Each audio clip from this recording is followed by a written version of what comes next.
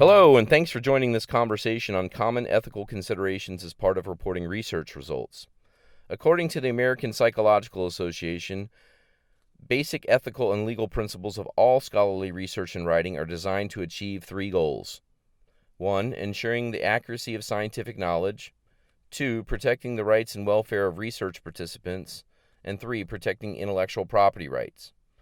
As such, the American Psychological Association, or APA, created and continues to update a comprehensive code of conduct to support ethical decision-making among researchers in the social and behavioral sciences. The general principles of this code are beneficence and non-malfeasance, and that researchers will work to benefit others through their work and implement protocols to ensure they do no harm. Fidelity and responsibility, and that researchers maintain professional standards, accept responsibility for their behavior, and manage conflicts of interest that could lead to exploitation or harm. Integrity, and that researchers promote accuracy, honesty, and truthfulness in science, teaching, and practice. Justice, and that researchers recognize that all members of society should benefit from research findings and be subjected to the same processes, procedures, and services as others. And finally, respect for people's rights and dignity. Researchers respect the dignity and worth of all people and the rights of privacy, confidentiality, and self-determination. These goals and principles serve as guides and often inform difficult decisions that researchers encounter.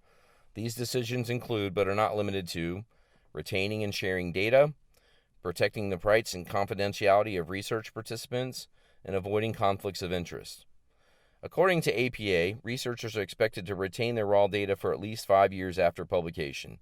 In addition, upon request, they must share their data with other researchers to confirm analysis and results.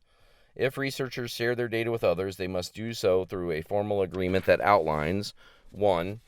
Limits on how the data may be used, 2. Limits on how the data may be distributed, and 3. Limits on how the data may be published or presented. Protecting the rights and confidentiality of research participants is critically important. Researchers can accomplish this by 1. Presenting descriptive material, presenting it to the participant, and then requesting consent for publication, or disguising aspects of the material so neither the participant nor any third parties are identifiable. The latter is more common and is usually accomplished by altering specific characteristics, limiting the descriptions of specific characteristics, obfuscating details by adding extraneous material, or using composites. Conflicts of interest are particularly troublesome because they may be unavoidable in situations where research is sponsored or commissioned by a governing entity.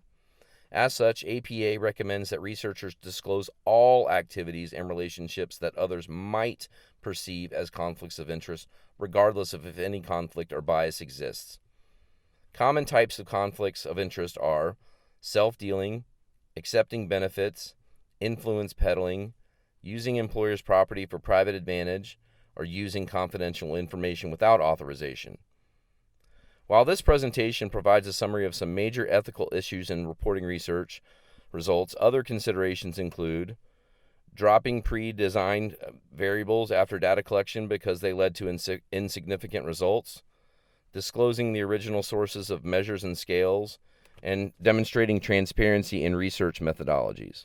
Adhering to ethical principles as part of reporting research results improves the credibility and believability of findings. According to Demolin and Kritsonis, there are two rules in research: credibility and believability. In terms of credibility, researchers must conduct research with integrity, honesty, and within proper and ethical research etiquette. In terms of believability, data input, data analysis, and statistical interpretation must be valid in that they were properly coded and that the appropriate statistical procedures were used.